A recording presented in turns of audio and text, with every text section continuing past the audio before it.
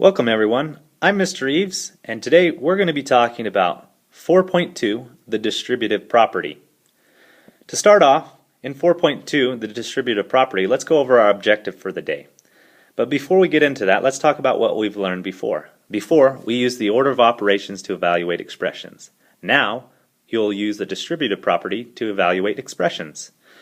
I just want to kind of make a quick analogy to order of operations like having training wheels on a bicycle, and the distributive property is like taking off those training wheels.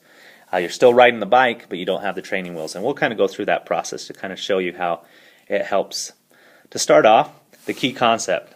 So you can multiply a number and a sum by multiplying the number by each part of the sum and then adding these products. The same property applies with subtraction. So we use the distributive property when we have a product times an addition equation inside parentheses. So we have 3 times 4 plus 6 in parentheses. Or we could do 2 times 8 minus 5 in parentheses. This is when we're going to use the distributive property. And we're going to kind of help relate it to something that's similar. You're probably thinking, well, Mr. Eves, 4 plus 6 is 10, and I know that 3 times 10 is 30. That's pretty easy. So using order of operations is a lot easier than going the distributive route and going, well, we got to go 3 times 4 and then 3 times 6. You're going to find out that that's not always the case. The distributive property is going to really help you further down in your math career. And so it's just like the training wheels on the bike. It's easy to ride a bike with training wheels, but you can't go as fast, and there's a lot of things that you can't do with training wheels. And so what we're doing today is we're going to take off the training wheels. Quickly, I just want to remind you that a number next to the parentheses means to multiply. So just like we said, a number next to a letter means to multiply, it also applies for a number next to parentheses. That means to multiply. So just remember that, and you'll need to know that for today's lesson. Moving on, so we distribute 3 times 4 and then 3 times 6, and we'll talk about this.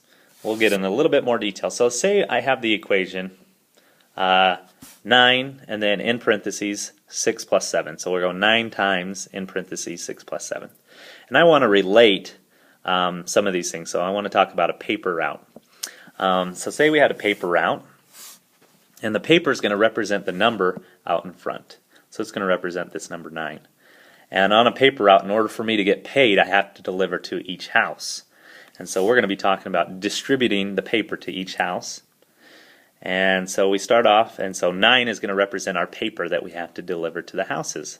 Now on a paper route, all the papers are the same. You roll them up, you get them all in your paper route bag, and you get ready to take them out to the houses. So we start off, and we got to deliver to the house. So the first house we're going to stop by is house number 6.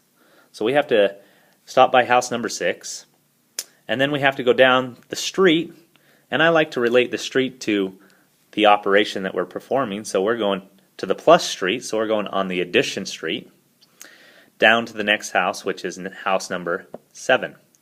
So in order for me to get paid, once again, I need to deliver a newspaper to each house. So I ride my bike down and I deliver a newspaper to house 6. So house 6 now has a newspaper 9. Then I ride down Plus Street, or the addition street, to house number 7, and I need to deliver a newspaper to them. And they both have it. So house 7 has a newspaper now. So we have 9 times 6, which is 54. Then I bring down my addition sign, and then 9 times 7, which is 63. And if I'm going to add those, I just think to myself, well, I know that 50 plus 60 is 110, and then 4 plus 3 is 7, so I have 117. You can break up numbers like that to do that in your head, and that's basically what the distributive property is we're breaking it up and making it easier for us to do it in our heads. So that's a quick example of how to do it. Newspapers and houses. Just remember, each house has to have a newspaper.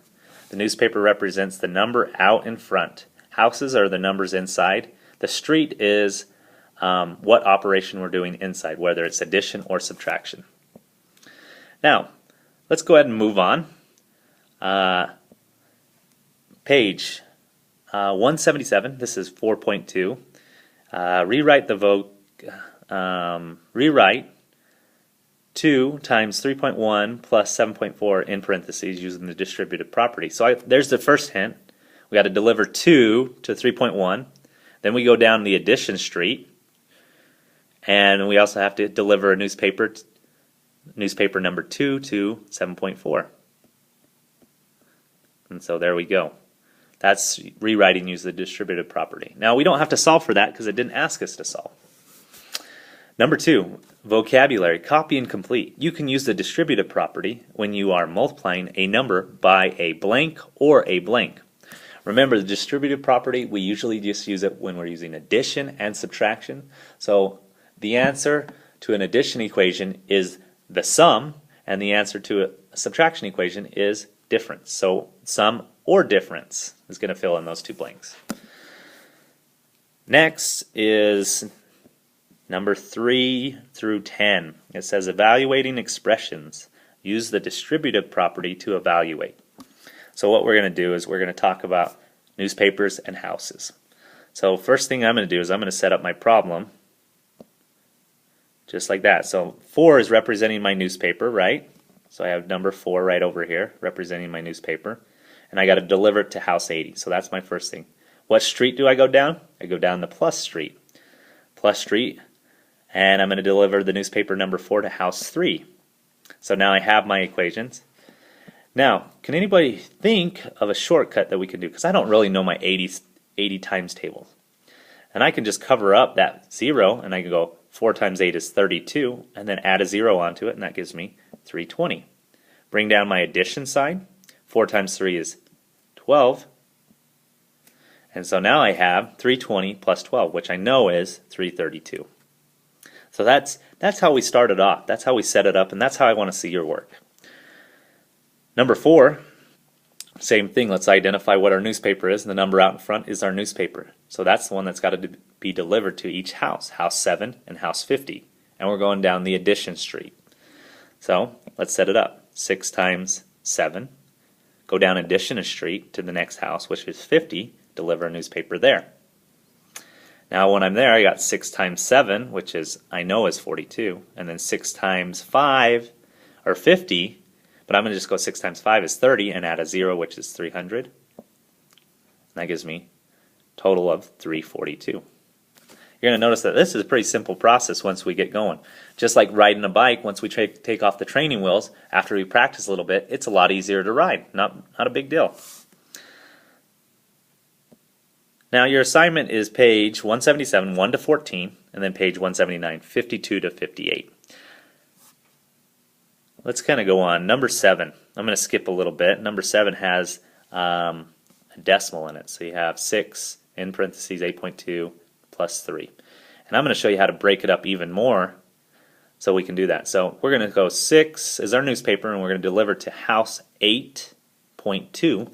And we're going to talk about like a guest house. So whenever we have a decimal, we can treat it like a guest house. It's on your property, but it's not part of the main house. And so you have your grandma staying in the guest house, and she wants her own newspaper. So she's going to order the newspaper. So we have the newspaper in house 8, so we deliver it to there.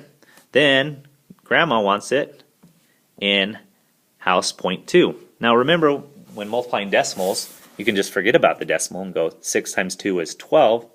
And then move it over one spot because there's only one number behind the decimal. And so that's going to be 1.2. And then we're going to deliver down the plus street to number 3, house number 3. Now we have all this. You're going to notice that we have these set up.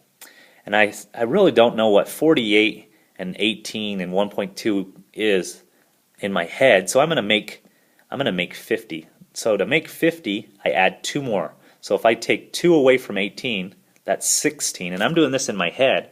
So I have 16 over here, and I add that 2 to here, and that gives me 50. Well, 50 plus 16 I know is 66. And if I think of money, I have $66, and I add $1.20 to it. That's going to be 67.2. Pretty straightforward. So number 8, we set up our same problem. You don't have to break up the decimal like that. You don't have to break it up. You can just leave it like that. I was just showing you a simple way to do it in your head because I didn't know what 6 times 8.2 was, so I broke it up. And you don't have to break it up if you don't want to. So like on number 8, we didn't break it up, so it's right there. I hope you enjoyed this lesson. If you have any comments or questions, feel free to go on the help page. So the help page of my website, mreeves.com, help, and put in a question that you may have. I hope you enjoy this lesson, and you have a great day.